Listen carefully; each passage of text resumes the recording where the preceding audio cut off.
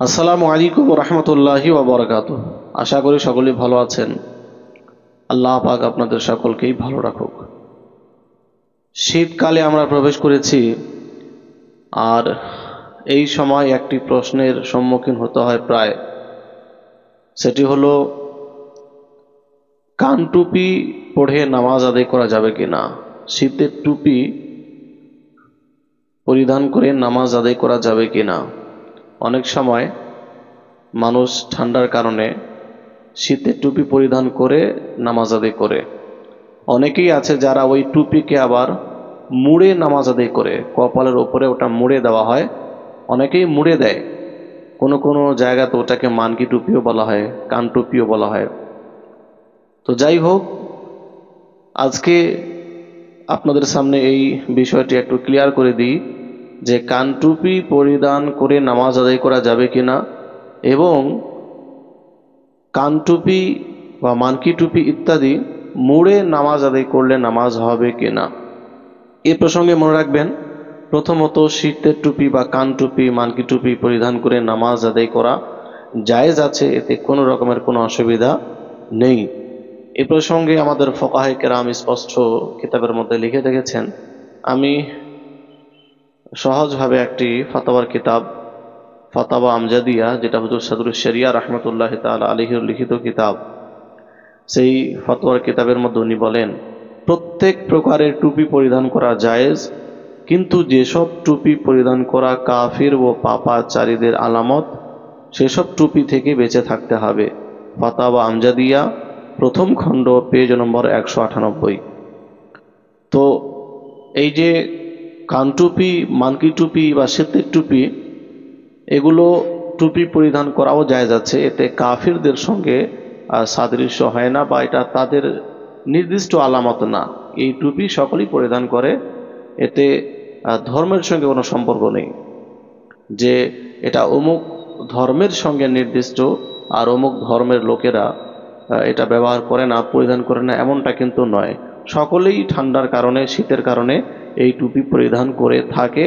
এই টুপি পরিধান করাও জায়েজ, এটা উলামায়ে কেরামের মত।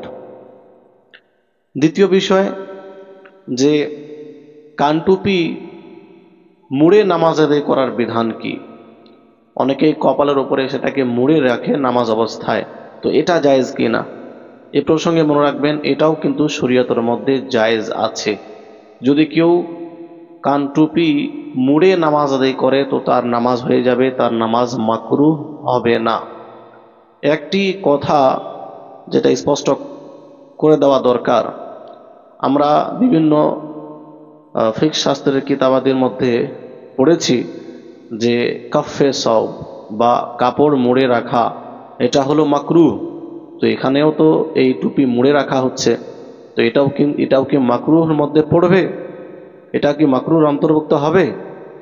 এর জবাব আমরা হুজুর আলা হযরত রাদিয়াল্লাহু তাআলা আনহুর কাছ থেকে নিব, অর্থাৎ ফাতাওয়া রাজাবিয়া শরীফ থেকে। এ প্রসঙ্গে মনে রাখবেন যে ফুকাহে কেরাম যে এ কথা লিখেছেন যে কাফে সওব এটা মাকরুহ, এর অর্থ হলো যেটা রীতিনীতির বিপরীত, অভ্যাসের বিপরীত। মানে এমন কোনো জায়গাতে আপনি কাপড় মুড়ে রাখছেন যেটা সাধারণভাবে মানুষ মুড়ে রাখে না, বা ওটা ওই এলাকাতে ওইভাবে কাপড় মুড়ে রাখার রীতিনীতি নেই, অভ্যাস নেই, এরকম কোনো কাপড় যদি কেউ মুড়ে রাখে তাহলে এটা মাকরুহ হবে। কিন্তু যদি এটা অভ্যাসের বিপরীত না হয়, রীতিনীতির বিপরীত না হয়, তাহলে এটা মাকরুহ হবে না। এ প্রসঙ্গে হুজুর সেগদি সরকার আলা হযরত রাদিয়াল্লাহু তাআলা আনহু ফাতাওয়া রাজাবিয়া সপ্তম খণ্ড, পেজ নম্বর 385 মধ্যে বলেছেন, কোনো কাপড় এরূপভাবে অভ্যাসের বিপরীত পরিধান করা যা ভদ্রলোক পরিধান করে না, অথবা সেই অবস্থায় বাজারে যাওয়া যায় না। যদি কেউ এরূপভাবে কাপড় পরিধান করে তাহলে বেয়াদব এবং কুঅভ্যাস মনে করা হয়, তাহলে এটা মাকরুহ। তো বোঝা গেল যেটা অভ্যাসের বিপরীত, বা এইভাবে যদি সে কাপড় পরিধান করে বাজারে যায় তাহলে মানুষ তাকে খারাপ মনে করবে, এটা একটি অভ্যাস মনে করবে, তাহলে এই ধরনের কাপড় মুড়ে রাখা মাকরুহ। বাকি রইল যেটা অভ্যাসের বিপরীত না বরং অভ্যাসের মাফিক, যেমন কান টুপি অনেকেই মুড়ে পরিধান করে, এটাই অভ্যাস।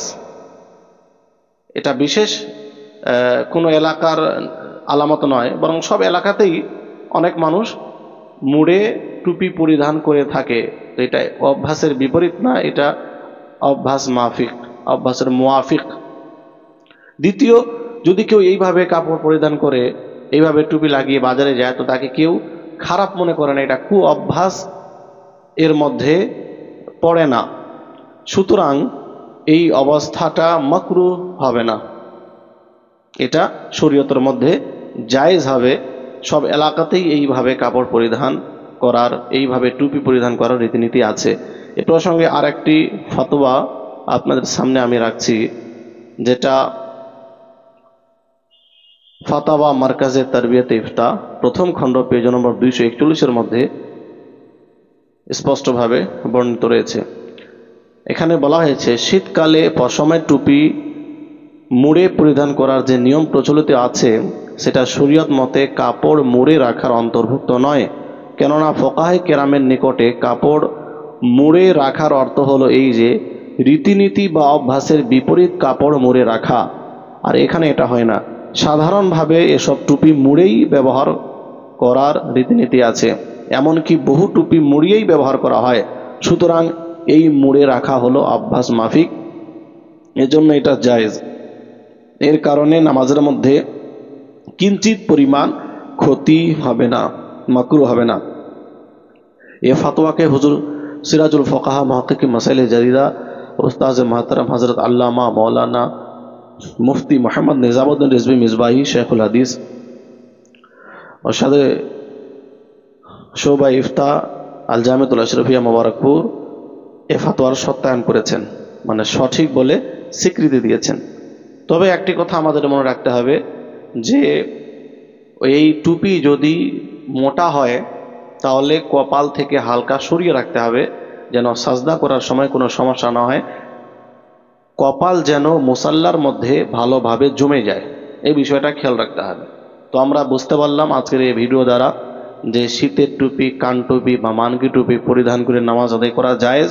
আর যদি কেউ কপালের মধ্যে কিছুটা অংশ মুড়ে রাখে, নিচের যে অংশটা থাকে ওই অংশটা যদি মুড়ে দেয় ওপরে, তো এটাও জায়েজ আছে, নামাজ হয়ে যাবে, নামাজের মধ্যে কোনো রকমের কোনো সমস্যা হবে না, মাকরুহ হবে না। আশা করি সকলেই ভালোভাবে বুঝতে পেরেছেন। আল্লাহ পাক আমাদের সকলকে সঠিকভাবে আমল করার তৌফিক দান করেন, আমিন। আসসালামু আলাইকুম।